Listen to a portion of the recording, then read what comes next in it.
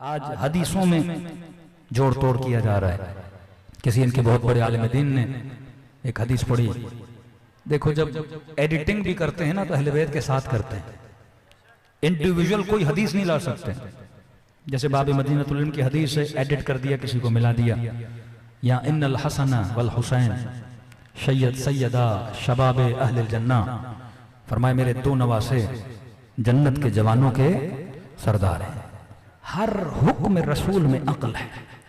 जब ये नकल करते हैं तो उसमें अक्ल से फारिग हो जाते हैं। तो इन्होंने और इजाफा किया, कहा कि सिर्फ रसूल ने यहां तक नहीं कहा, आगे भी बढ़े, कहा जन्नत के जवानों के सरदार हसन और हुसैन हैं।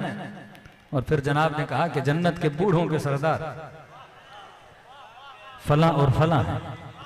देखो, तौहीन खुद करते हैं, इल्जाम शियों पे लगाते हैं। ये मकतब मैंने बार बार कह रहा हूं, अक्ल का मकतब है। आप सिर्फ अक्ल की नब्ज को पकड़ें तो हर सवाल का आपको जवाब मिल जाएगा। फिर जवान आ गया मौलाना, ये फिर एडिटिंग कर दी इन्होंने। हम कहते थे हसन और हुसैन जन्नत के जवानों के सरदार हैं, इन्होंने फला फला को मिला दिया कि बूढ़ों के सरदार हैं। मैंने कहा अच्छी बात है, मिला जाए, क्योंकि जन्नत में न कभी बूढ़ा जाएगा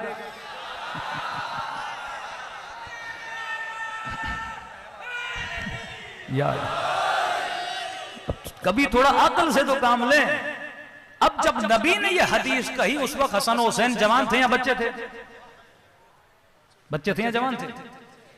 तो होना तो ये चाहिए था ना, ये मेरे दो बच्चे जन्नत के बच्चों के सरदार हैं। ये क्यों कहा कि बूढ़ों के सरदार हैं? अब इन्होंने जब इस्लाम लाया तो बूढ़े थे, तो इन्होंने कहा कि रसूल ने कहा ये किसके सरदार हैं? बूढ़ों के सरदार। मामला बूढ़ों और जवानों और बच्चों का नहीं था। 5 मिनट के लिए सोचते कि जब रसूल की हदीस है, नबी ने कहा बूढ़े और अंधे जन्नत में नहीं जाएंगे, बूढ़े और अंधे जन्नत में नहीं जाएंगे। तो जब नबी कह रहे थे, मस्जिद में बहुत बुढ़ियां थी और कुछ अंधे भी थे बेचारे, आंखों से नाबीना। तो कहने लगे या रसूल अल्लाह, घर से लेके यहां तक आते हैं, आपके पीछे नमाज पढ़ते हैं जन्नत की लालच में, और आज आपने तो बोल दिया कि बूढ़े जन्नत नहीं जाएंगे। यहां आंखें ली और वहां जन्नत ले ले, हमारा क्या कसूर है? नबी के चेहरे पे मुस्कुराहट आई, का देख भी रहे हो मैं मुस्तफा भी बूढ़ा हूं और कह रहा हूं जन्नत में बूढ़े नहीं जाएंगे। सवाल तो ये होना चाहिए या रसूल अल्लाह, फिर तो आप भी बूढ़े हैं, तुम्हें अपनी पड़ी हुई है, का ये तो बता जन्नत में बूढ़े होके जाओगे, करोगे क्या? जन्नत मकाम लज्जत है, जन्नत कमाल का नाम है, नक्स का नाम नहीं है। बाद में कहते मौलाना हम गुनहगार का जन्नत में जाएंगे, ये गुनहगार तो जाएगा ही नहीं, क्योंकि गुनाह नक्स है। कमाल अहले बैत यह है, तुझे नक्स से पाक करेंगे, तुझे बरज़ख में बाकमाल बनाएंगे, उसके बाद तू जन्नत में जाएगा। तभी फरमाया या बंदोबस्त यहां करके आ, बाकमाल बन के आ, या वहां अजाब के जरिए से बंदे को बाकमाल बनाया जाता है। तो जन्नत कमाल का नाम है, नक्स का नाम नहीं है। अब मैंने कहा बूढ़ा होकर जन्नत में जाएगा तो करेगा क्या? केले ही खाएगा। तो बूढ़े के दांत नहीं तो जन्नत में किस काम का? आंखें काम नहीं करेंगी, बागो बागात को क्या देखेगा? तो जन्नत की नेमतें तभी फायदा लेगा जब जवान होके जाएगा। तो फरमाया हसन हुसैन जन्नत के जवानों के सरदार हैं। जन्नत न बूढ़ों की जगह है, न अंधों की जगह है, जन्नत जवानों की जगह है। नक्ल में भी अक्ल होनी चाहिए। फरमाया इस मकतब की बुनियाद है अक्ल और फितरत। देखिए, पूरे ईरान को मुसलमान बनाया उमर ने, शिया बनाया अली की एक फतवा ने। तीजानी समावी साहब कहते हैं मैंने एक हुक्म शरई से 4 लाख लोग ट्यूनिस में शिया बनाए। एक बंदा नाइजीरिया जाता है, 12 मिलियन लोगों को शिया बनाता है। किस वजह से शिया बने? अक्ल की वजह से। वरना इनके मुफ्ती ने तो यह भी बोल दिया कि ये ड्रामों में जितने निकाह हुए सारे हो गए।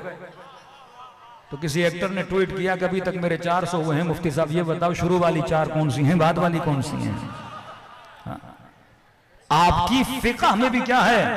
अक्ल है। पूरा ईरान एक फतवे की वजह से शिया बना। बादशाह सलामत रात को गुस्से में थे या नशे में थे, मुझे नहीं पता, बीवी को बोल दिया तलाक है। सुबह जब होश में आए तो बीवी नजर ही नहीं आ रही, गुलाम को बोला बीवी को बुलाओ। कनीज ने कहा किबला वो तो आ ही नहीं रही। कहा क्यों? कह रही आज के बाद आप हमारे नाम हरम बन गए। का मसला क्या है? का कहती हैं आपने तलाक दी है, मैंने मुफ्ती साहब से पूछ लिया है। मुफ्ती ने कहा जब तक हलाला नहीं होगा तब तक आप शोहर के पास, साबिका शोहर के पास नहीं जा सकते। अब देखो गैरतमंद लोग कभी हलाला नहीं कराते, ये गैरत का मामला है और इस्लाम की फिलोसफी है।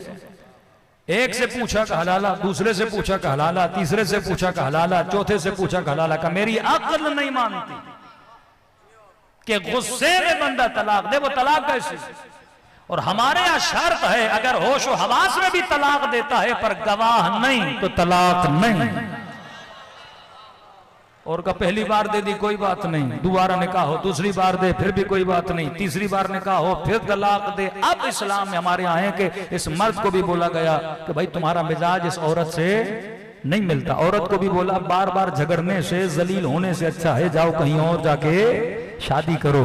लेकिन इसने कहा मेरी अक्ल नहीं मानती। का कोई तो होगा जो अक्ल की बात करे। इन्होंने कहा हिल्ला में एक हैं जिसको ये चारों पागल बोलते हैं और वो इनको बोलता है। कहते अक्ल हमारे पास है, मकतब हमारे पास है। कब बुलाओ, मैं तो चाहता हूं मेरा मसला हल हो जाए अगर उसकी दलीलें सही हुई। नहनु अबनाउ दलील, मौला फरमाते हैं दलील से बात किया कर, गाली से बात। इन्नी अकरहु लकुम अन तकूनु मिन अस्सब्बाबीन, मैं अली पसंद नहीं करता कि तुम में से कोई गाली दे। जो गाली दे उसका अली के मकतब से कोई ताल्लुक नहीं है। फरमाया दलील से बात किया कर। कब बुलाओ उसे। एहतमाम हुआ, दरबार में बड़े बड़े आलिम बैठे, आगाए हिल्ली बहुत बूढ़े। कहते हैं जैसे दरबार में आए सबसे पहले अपनी जूतियां उतारी, बगल में लगाई। जितने आते थे बादशाह सलामत को रुकू तक झुक के सलाम करते थे। ये झुके नहीं, सीधा सलाम किया और उसी कुर्सी पे बैठे जो बादशाह के साथ लगी हुई थी। सबने कहा किबला हमने तो शुरू में ही बोला था शिया बड़े बदतमीज होते हैं।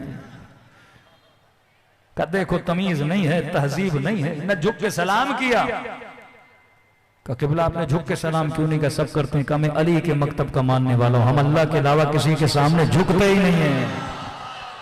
हाँ। ये तरबियत है कि बादशाहों के सामने झुका न करो, झुकना रब्ब आलमीन के सामने है।